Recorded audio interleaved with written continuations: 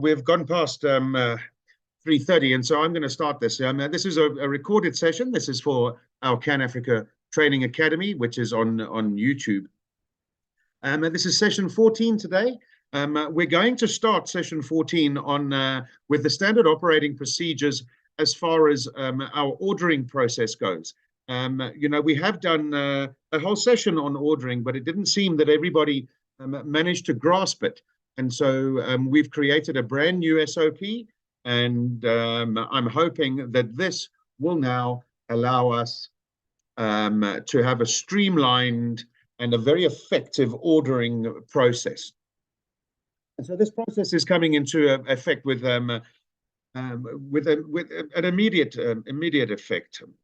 Just briefly, the table of contents, the purpose, the organizational scope, the policy statement, the background, the process flow, responsibilities, and some revision history. And so these guidelines are issued by Biodata, not only as a prescription of standards of behavior, ethics, and accountability, which is required of its public service, but also a statement of Biodata's commitment to an ordering system which enables thorough and data-driven ordering, manufacturing, and procurement.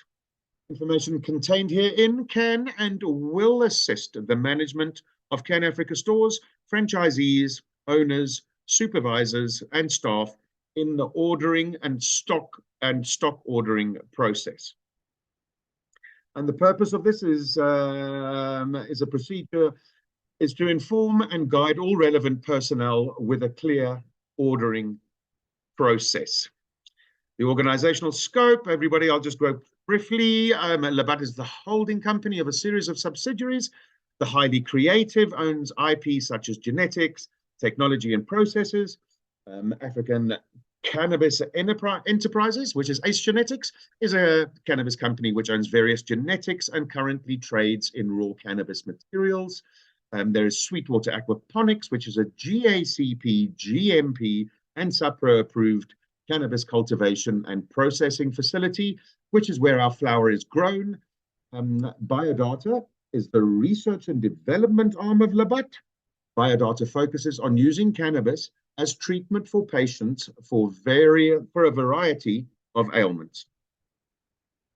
Cannafrica is the retail division of the business, which manufactures, markets, and retails a wide range of infused health and wellness products. The policy statement, this policy serves to ensure that the correct Biodata ordering procedures are used at the Cannafrica kiosks or stores at all times. A little brief background, this procedure applies to all Cannafrica employees, store owners, and Biodata staff who are involved in the ordering of Biodata stock. And so this is the process flow, and this is how it has to work. This isn't just a guideline, this is exactly how it has to work. And so Biodata stock take is done on a Friday afternoon. And then an order form pricing is updated with the stock that will be available. So that's the available stock. And the pricing for this anticipated stock is finalized. Point number 4, order form with available stock and stock in process available for the following week is sent to stores and kiosks every Monday. So to break this down for you, every Monday, every store and every kiosk is going to receive a stock list from Biodata showing what stock is available for ordering of this week, and then what stock is anticipated to come into this process in the following week. So what's happening at the moment is people are just writing down random strains and saying, oh, I want this and this and this. And, it's impossible for us for our manufacturing side, for us to keep up with it. And so we are going to make a stock list available to all of the franchises on a Monday morning. And that stock list is going to show all of the stock that is available for you to order. It will also show the stock that will be coming in for you to order the following week. This is so that you can preempt what is coming. You can possibly let some of your customers know if they have some favorites that might be one of them coming in for the for the following week. So that order sheet is going to come out to you on a Monday morning. You need to fill these orders in, and the orders are to be in no later than midday on Tuesday. If we don't get the order by midday on Tuesday, then if an order is received after that, then they will only be fulfilled the following week. It probably is going to cause a week's hangover for everybody, but once the system is implemented, it's infallible. You know what's coming in the coming in the weeks to come, and you know what is available immediately. And so this is just going to streamline these processes, not only for us, but for our franchisees. And so the order is to be back with HQ no later than midday on a Tuesday. The orders need to be sent. There's only one email address that the biodata orders need to be sent to, and that email address is biodata@labathealthcare.co.za. And then the process from there, so we'll receive these orders at the biodata@labathealthcare.co.za email, and then we will, in our process, we'll pack the order, and there will be 2 copies of the order form printed. Then the order is invoice, and we will print 2 copies of that invoice. The stock is checked, and 2 delivery notes are generated, and then 1 delivery note will be sent along with the order for the courier. The order will then be shipped with our courier. Naturally, we use the courier guy, as I'm sure everybody knows, but that will be shipped with the courier every Wednesday. Every Wednesday, it'll leave our HQ, and so regardless of where you are in the country, you will receive your stock on a Friday. Most of our stores will receive on a Thursday, which is just it's just a bit of luck for them. Point number 12 is invoice and delivery note is emailed to the franchisee or the store manager, and then 1 delivery note, 1 order form, and 1 copy of the invoice is filed at HQ. Any order or delivery discrepancies need to be reported to that same email address. So whenever it's biodata, it's biodata@labathealthcare.co.za. And any discrepancies need to be reported upon receipt of those goods. The completed delivery notes need to be emailed back to biodata@labathealthcare.co.za upon delivery before the next ordering cycle is commenced. And biodata orders are to be paid into the account that is specified on the invoice. And so generally these payment terms are COD, unless there is something else specified on that invoice. And biodata orders are to be paid separately from Cannafrica orders. And so we need that division of the biodata order and the Cannafrica order. They have 2 separate accounts that those balances need to be paid into. And then number 18, and this is something that we're going to be very strict on as well, is no new order will be shipped unless the previous invoice is settled in full. So just to recap, guys, I mean, it's so easy. On a Monday morning, you're going to receive from us a list of the biodata stock that is available. So you're going to choose from that how much you would like for this week. What it's also going to show is what stock will be available in the following week, so that you have an idea of the production flow. So you're going to receive this sheet from us on a Monday morning. We need that sheet to be completed and sent back to us before midday on a Tuesday. If we don't get it by midday on a Tuesday, it's going to revert to the following week. Your stock will then be sent out on a Wednesday, and regardless of where you are, you will have it the very latest on the Friday. So please, guys, I'm gonna email this through to everyone. I'm going to put it on all of our groups, but this SOP has to be adhered to if you want to order stock. We need the efficiency of this, and you also need this efficiency. And so I'm glad that we've managed to get through that. It's something that's very it's been weighing very heavily on us. And so, guys, please, anybody that is in that role of responsibility, please needs to adhere to these ordering processes. Thank you. So, in continuation from last week, when I had Herschel with me, we started this very important document, which is the retail and dispensary guidelines.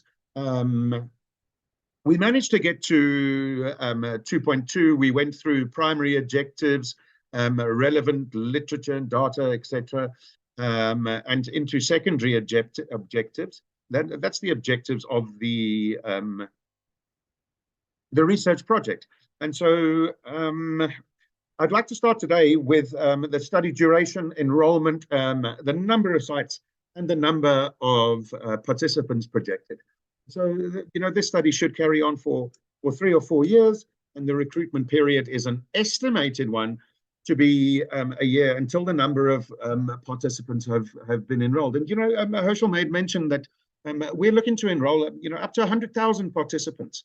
And the study will be conducted on an outpatient basis. A questionnaire will be self-administered and ran on an app. And so with this app, it needs to have clear and informative app description. It needs to be an easy registration process.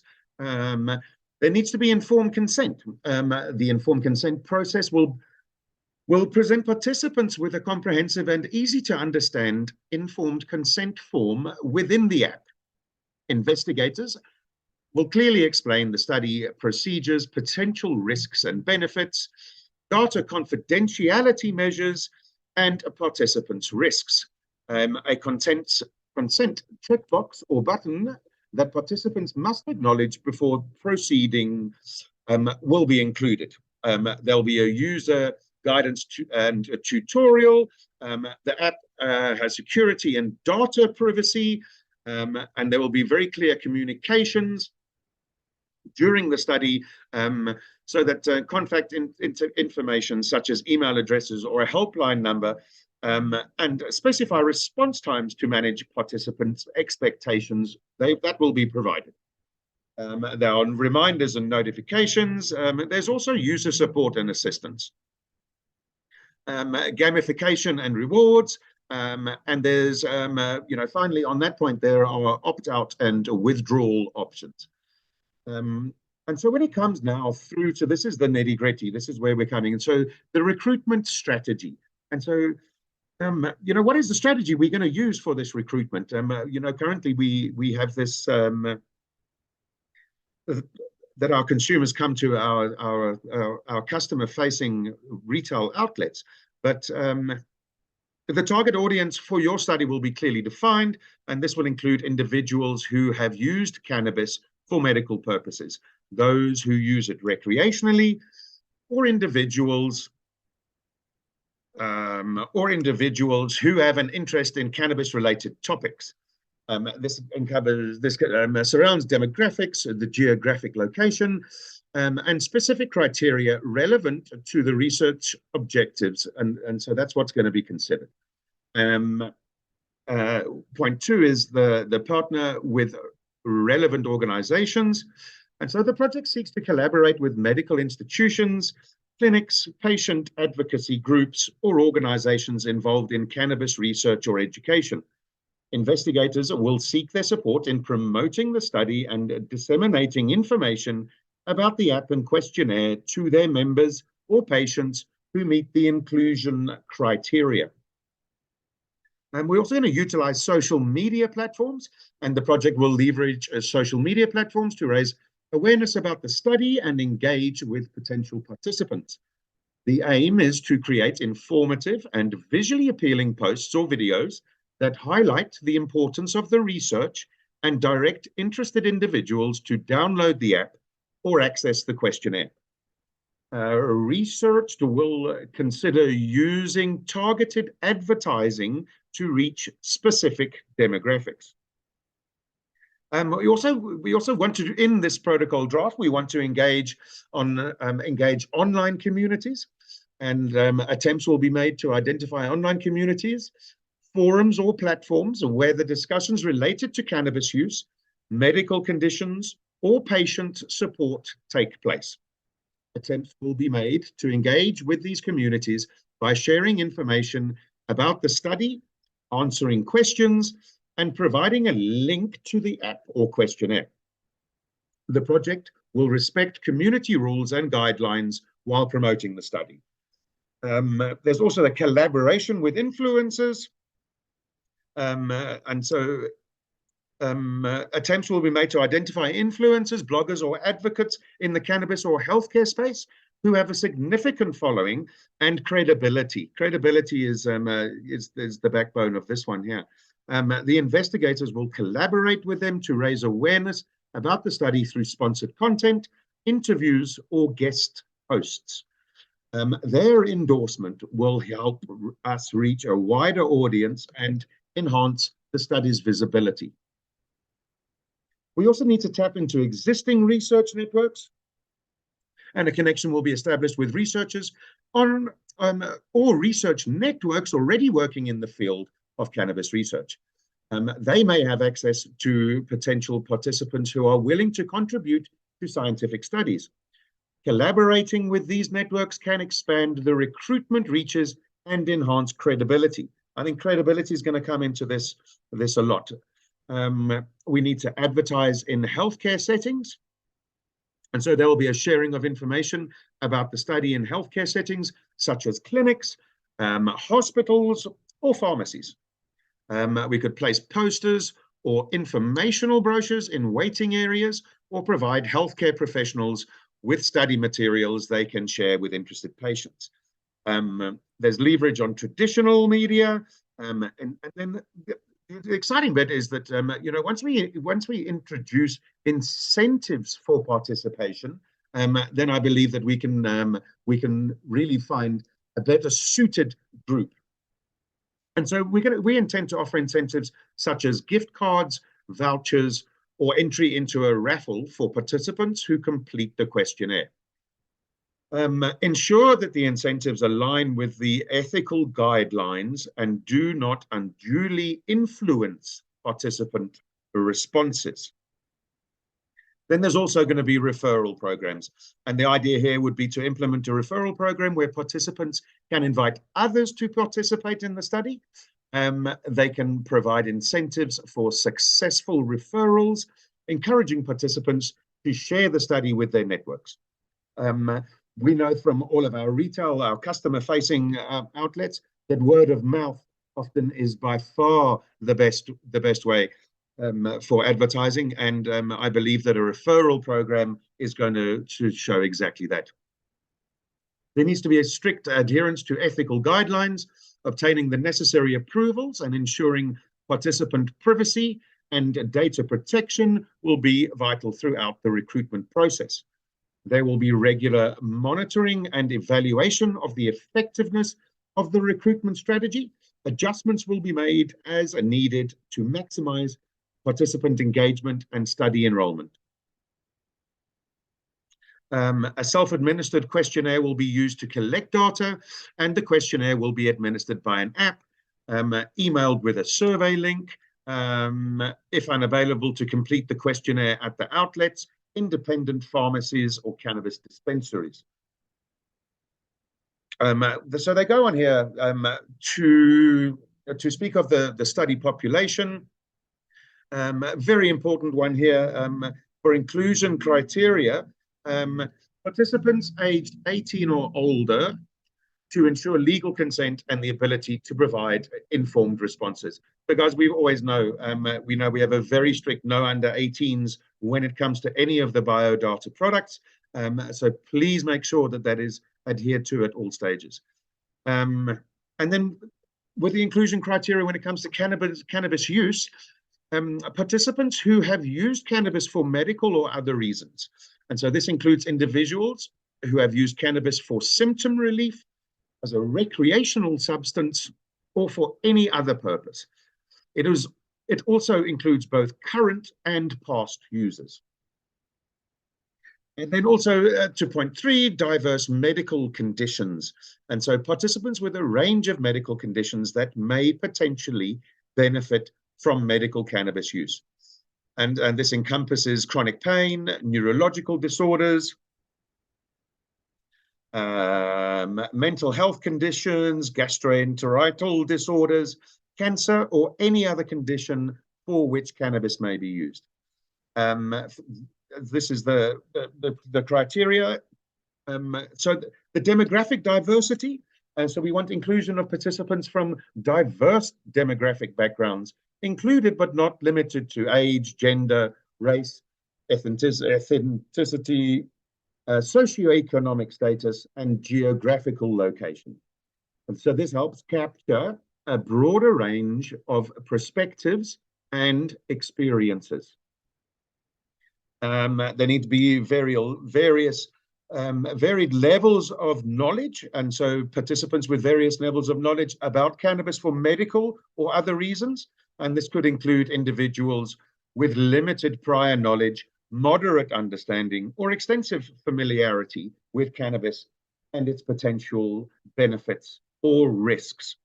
There is cultural and societal factors, and participants from different cultural, social, and regional backgrounds.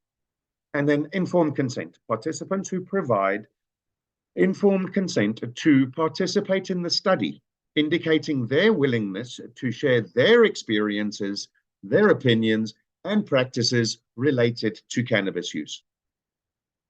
So that's the inclusion criteria. And then the exclusion criteria.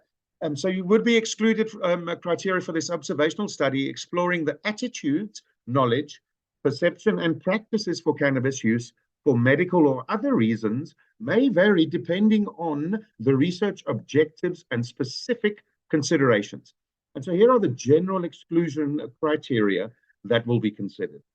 And age. And so the participants below the legal age of consent, of which we are stating here is 18 years age. So that it would be an exclusion factor if they are under the age of 18.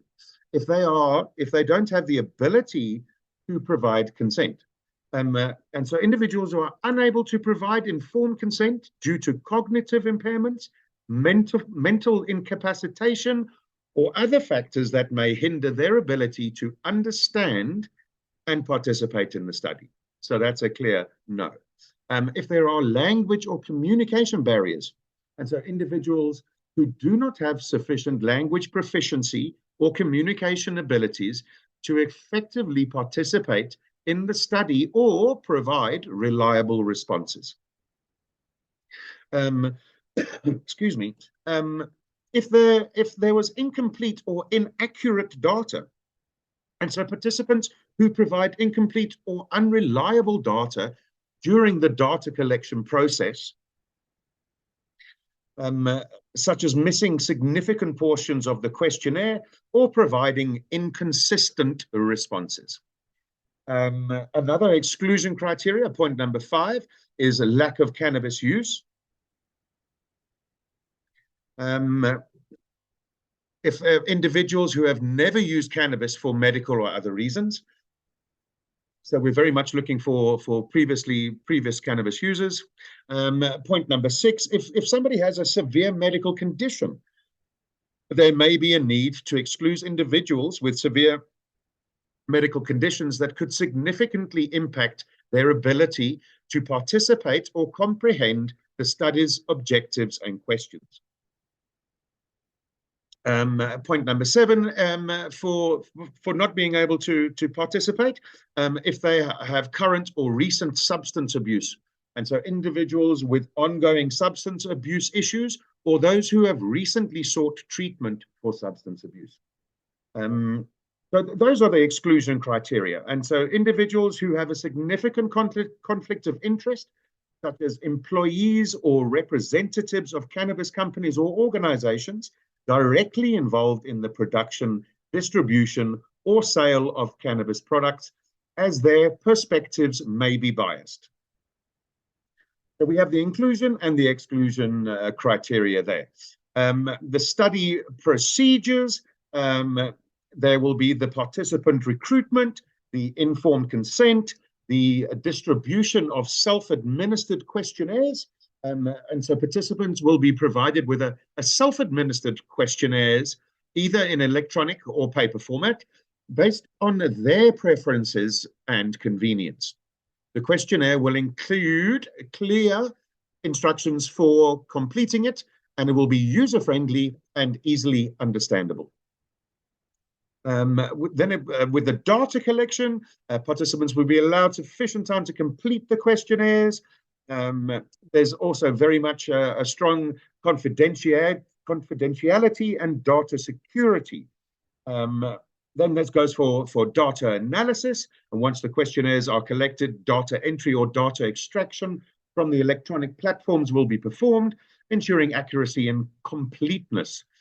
And the collected data will be analyzed using appropriate statistical methods and software to derive meaningful insights and to address the research objectives. There's quality control and validation, interpretation and reporting, and then the dissemination of those results. There's an observational period, and then that'll bring us quickly to point number 5, the study, evaluations, and measurements. So this is the bit that we're getting to. A self-administered questionnaire completed on an app will be the tool used to evaluate the measure of the outcomes. And to give you an idea of what these questions might be, they might be not only, but not, and also not excluding, but have you ever used medical cannabis or any cannabis-based products for medical purposes? Another question could be, what conditions or symptoms led you to consider using medical cannabis? How did you initially become aware of medical cannabis as a potential treatment option? What are your attitudes towards the use of medical cannabis for therapeutic purposes? Question 5, do you believe that medical cannabis is an effective treatment for certain medical conditions? Why or why not? Generally, they're very simple questions. There shouldn't be any mucking about. They're very clear and concise. Like question 6, have you discussed or consulted with a healthcare professional about the use of medical cannabis? How do you perceive the safety and potential side effects of medical cannabis compared to traditional pharmaceutical medications? These are very interesting questions, once we start getting data from these sort of questions, it's really going to drive us in the direction that we want to be going. What are your primary sources of information about medical cannabis? For example, are these coming from healthcare professionals, from online resources, or from support groups? What factors influenced your decision to try or continue using medical cannabis? For example, was it the effectiveness? Was it the cost, the legality, convenience? How do you obtain medical cannabis? For example, is it prescribed by a healthcare professional or purchased from a dispensary or even possibly self-grown? Question 11, do you believe that medical cannabis should be more widely available and accessible for patients? Why or why not? Have you encountered any challenges or obstacles in accessing medical cannabis? If so, please describe. How do you navigate legal and regulatory considerations related to the use of medical cannabis? Do you engage in any specific practices or routines when using medical cannabis to manage your condition or symptom? Are there any concerns or reservations that you have about the use of medical cannabis? Have you experienced any notable benefits or improvements in your condition or symptoms because of using medical cannabis? Also, how do you perceive the stigma associated with the use of medical cannabis? Has it impacted your decision to use it?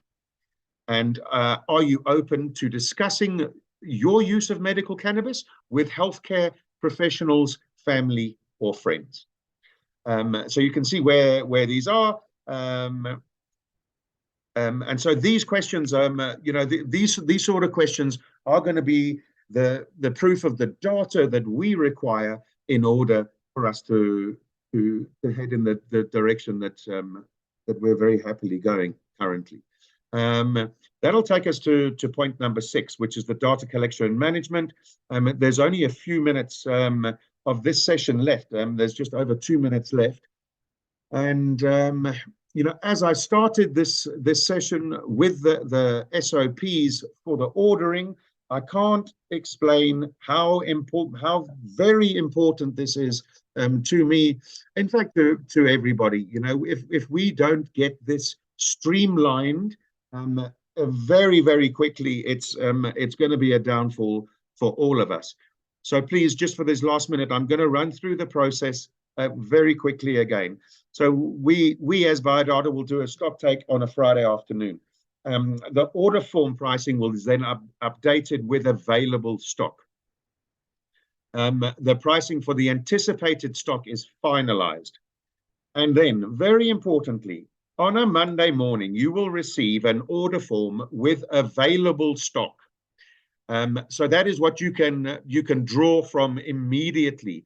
It's also going to show you the stock that is going to be available the following week, so that you can also plan dependent on whatever your parameters might be. You might have some regular customers that are really into a specific strain, and you can then see that strain will be coming up in the next week. But every Monday morning, you're going to receive a form with the stock that is available. You then need to return that form to us no later than midday 12 on a Tuesday. If an order is received after 12 on a Tuesday, it will only be fulfilled the following week. There is one email address to use only for orders, and that email address is biodata@labathealthcare.co.za. Please don't send it to myself or Mark or Junior or anybody. This email address, biodata@labathealthcare.co.za. So all orders need to go into there. We will then pack your orders. They will be ready to be couriered to you on a Wednesday. Every Wednesday, they will be collected by our courier. And regardless of where you are in the country, you will get your stock by that Friday. And then this is a step and repeat. Very quickly, before this time runs out, please make sure that the Biodata orders are paid into the account that is specified on the invoice. Biodata orders are paid separately from Cannafrica, and no new order will be shipped unless previous invoices are settled in full. Guys, thank you very much for your time. And that was session 14 of the Cannafrica Training Academy. I appreciate everybody's time. This is a recorded session, and so this will be available as of tomorrow morning on